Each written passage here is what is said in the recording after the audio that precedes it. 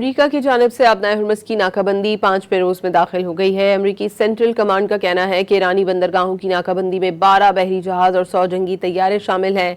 اس operation میں 10,000 سے زائد امریکی فوجی تعینات کیے گئے۔ اب تک ایرانی بندرگاہوں سے آنے اور جانے والے 14 جہازوں کو روکا جا چکا ہے، جبکہ سینٹ کام نے یہ واضح کیا ہے کہ امریکی افواج آبنائے ہرمز کو مکمل بند نہیں کر رہی، بلکہ صرف ایران کی بندرگاہوں اور ساحلی پٹی سے گزرنے والے جہازوں کو روک رہی ہیں۔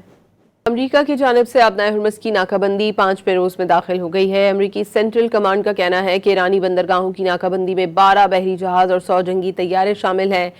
اس آپریشن میں 10,000 سے زائد امریکی فوجی تعینات کیے گئے۔ اب تک ایرانی بندرگاہوں سے آنے اور جانے والے 14 جہازوں کو روکا جا چکا ہے، جبکہ سینٹ کام نے یہ واضح کیا ہے کہ امریکی افواج آبنائے ہرمز کو مکمل بند نہیں کر رہی، بلکہ صرف ایران کی بندرگاہوں اور ساحلی پٹی سے گزرنے والے جہازوں کو روک رہی ہیں۔